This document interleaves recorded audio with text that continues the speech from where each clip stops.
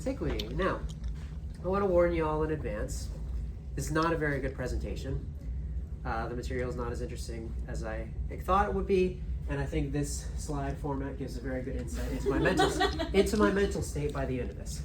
But anyways, I wanted to do pi because it's a celebration of, we get just in time for, why doesn't this work? I thought this was working. Pi Day, 9 days too late. And in also matching with in time for the bake sale, 3 days too late. So that's fun. There's no easy way around it, guys. Before we get into the remotely fun stuff, we have to do some briefing and review. So, first things first. Who here knows what pi is roughly the number? William, you can't answer. Who yeah, what is it? 3.14159. 159? Any, who can beat 3.14159? Go. Oh, 3.14159, You've already exceeded as far as we're going to go today. You beat everybody in Antiquity. But as we'll come to know later, it doesn't really matter too much about the later numbers, because what is pi useful to people of the classical period? Well, they need it for construction when they're building things that are circular. A pi is, by definition, the relation of a circle's the distance around it to the distance across. And as I said, real quick, the number of digits of pi doesn't actually matter too much. How the graph sort of goes is it starts getting more intelligent with the more digits you know. At a point it peaks because then you don't need to know anymore and you're just learning it for a party trick. Then it starts to go down because you're realizing it's useless to know this many digits of pi, and then back up because of your genius level for memorizing 1,000 digits and whatnot. But as I said, we have some definitions here. So the distance across, the diameter, the distance around, the perimeter. Pi is exactly the perimeter divided by the diameter. The radius, r, is half the diameter, and that is a chord, which will be helpful later, is basically like a diameter, but not straight through, just kind of offset. And we have some equations for that. And then we have squares, also have perimeters. Polygons in general do. It's just the side length times however many sides there are. And then using the Pythagorean theorem, which will also help us later, you can find that the diagonal, so if you remember from the last presentation, the diagonal of a pentagon was the golden ratio. In this case, it's just a square root of 2 times the side length. Okay, time for some sort of history. Not sort of history, it is history.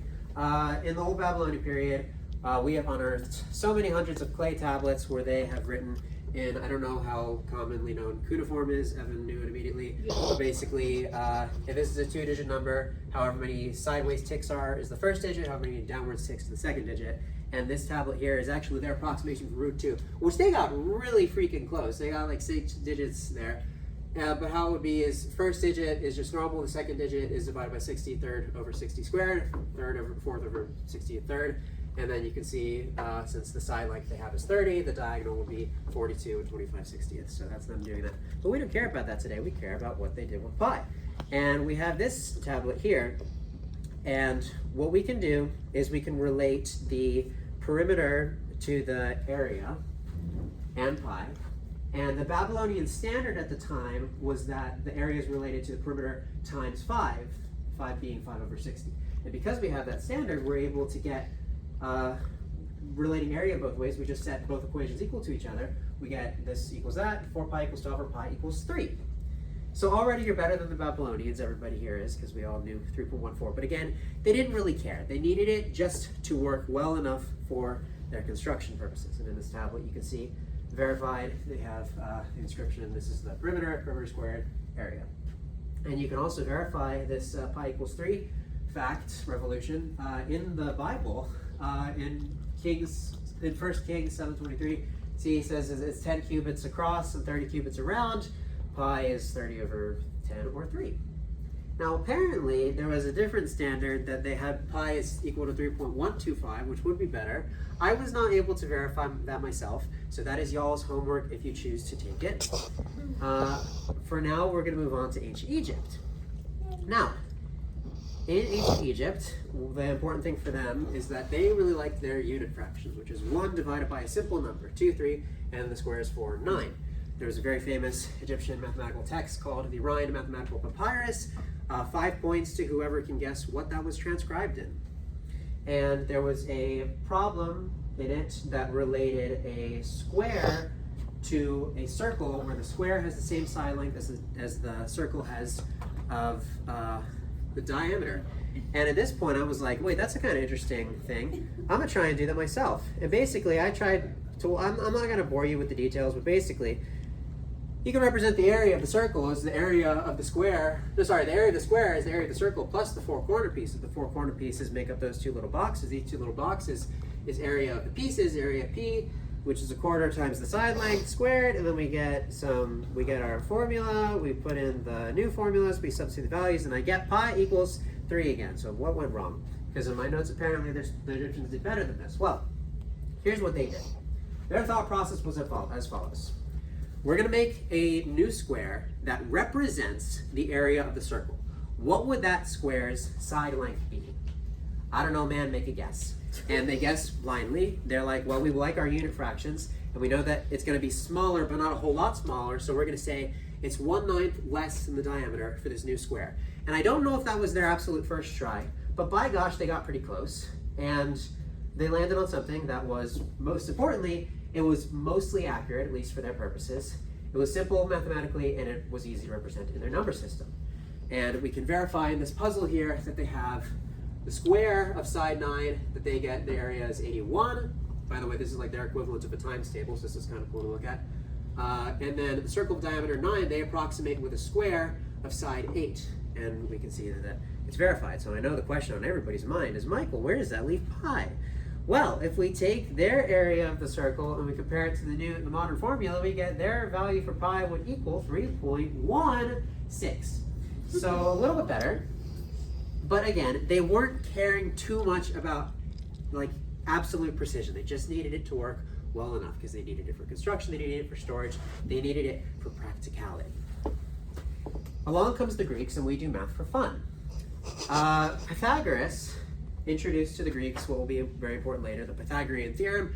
He was so excited when he discovered it, he decided to name himself after the theorem. And then Euclid was a big geometry guy.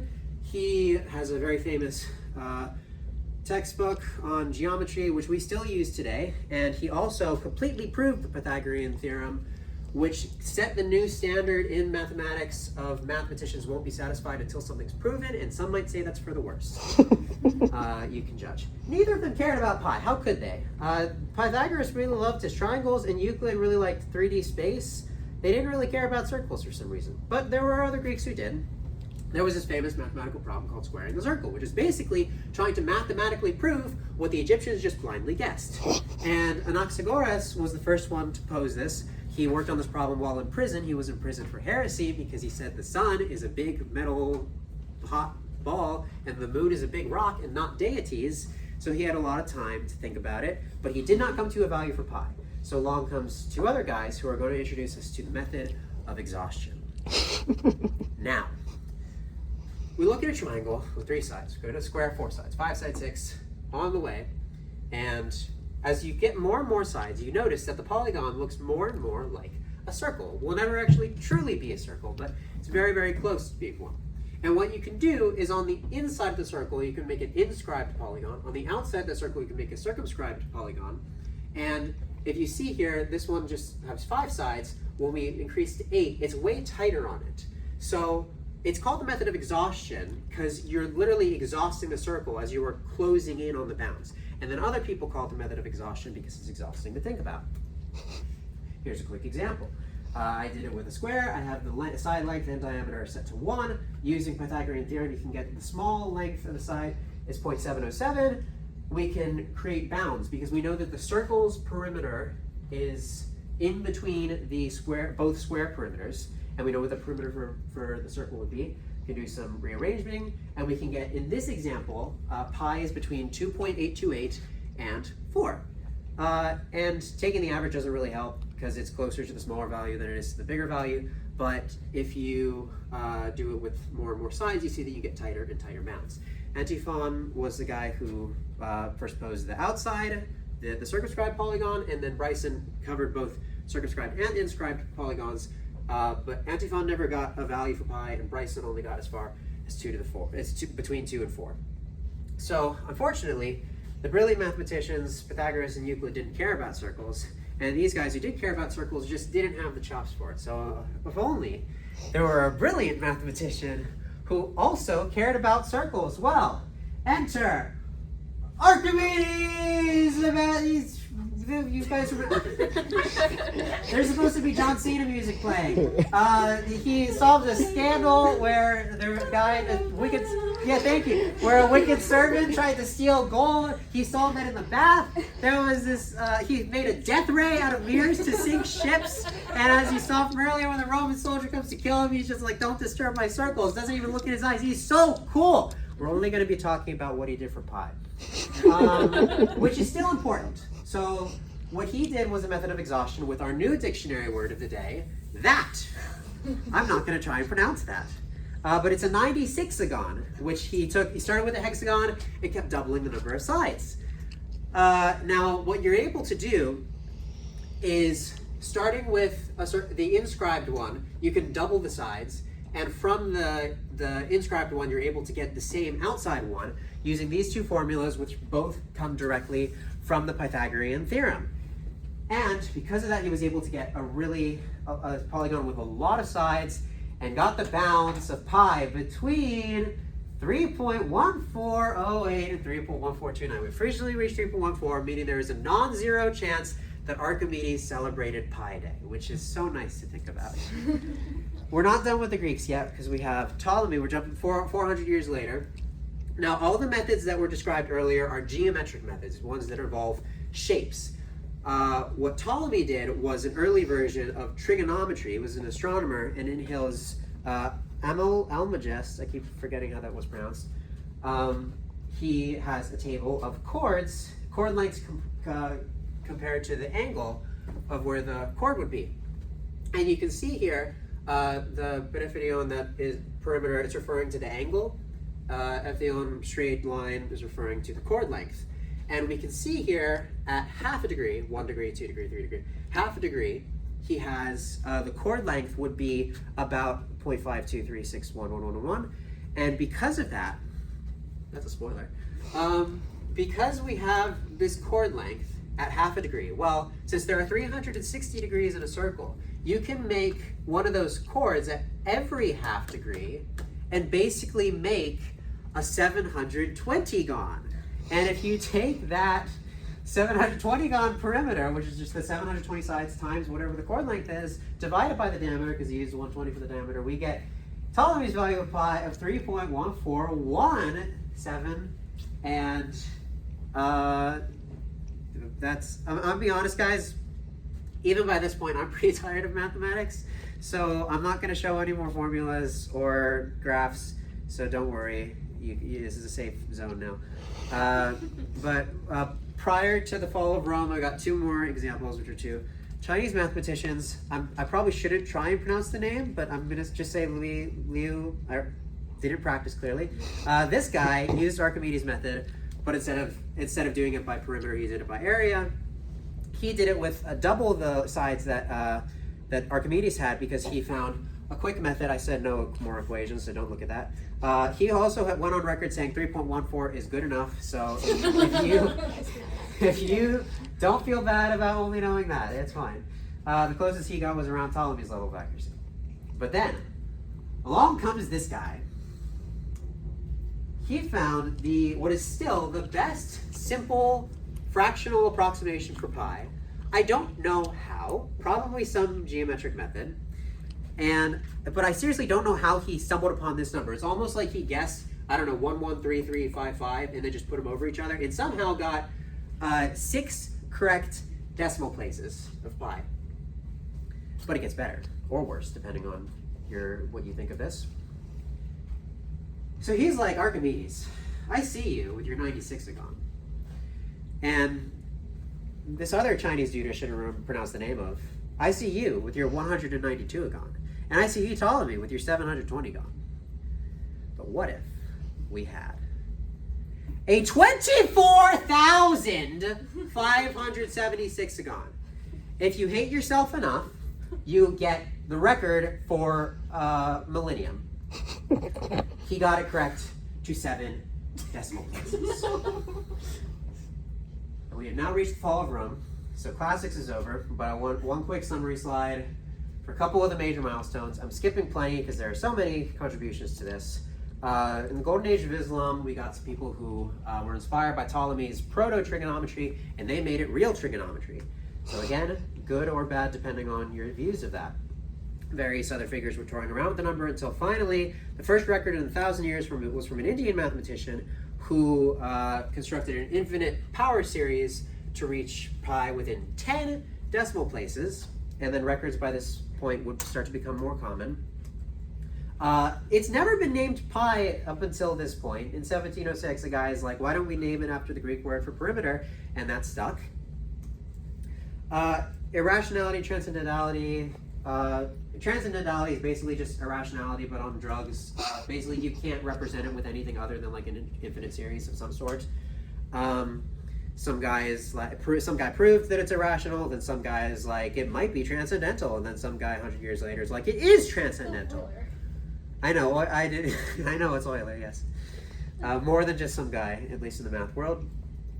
There was another mathematician who introduced several new infinite series, and then people start finding ways to find this thing out the wazoo. So genuinely, you're able to calculate or approximate pi using a pendulum. You're able to approximate it from colliding blocks, from chemistry, from random dice rolls and coin flips. Again, research for homework if you want. So And- D&D is homework. Yes. And the advanced computational work in the 21st century has led us to currently the record for known digits of pi times 100 trillion digits. We've come a long way. We've come a really long way, but we would not be here if not for the groundwork laid by the people before us. Thank you. Any questions?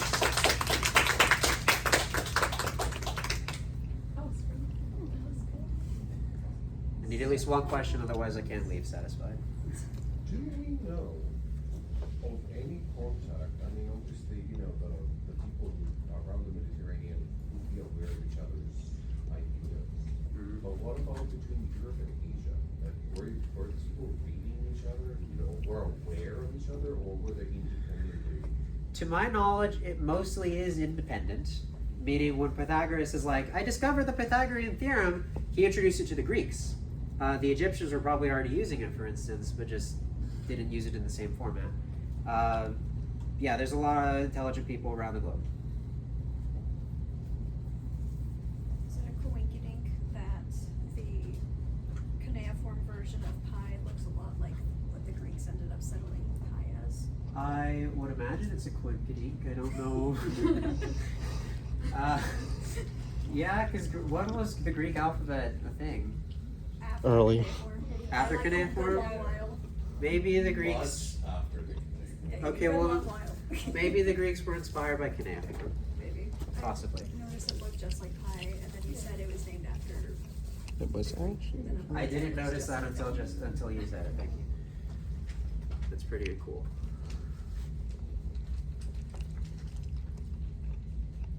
Thank you all. Oh, Thank you. Where do you stand on the Tau controversy? where do I stand on the tau controversy? So for those who don't know, tau is just 2 pi. Where basically, if you could represent a circle, it's going to take so long if I do it one by one. If you can represent a circle where there is pi times the diameter to get its perimeter, since we also like using radius more for things like areas, there are 2 pi times r, and some people say that that's more, we should probably be teaching people about tau instead of pi and like make that the new standard. I think pi is more fun to say. I know, like, pi still looks like it should when I read pi, and I'm like, yeah, that's a Greek letter P. But when I see it tough as tau, that's kind of weird to me. That's a very poor reason to explain why I don't think tau as much. But also just we like what we're used to.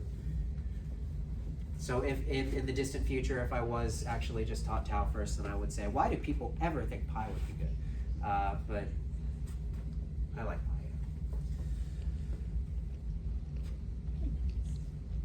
Thank you.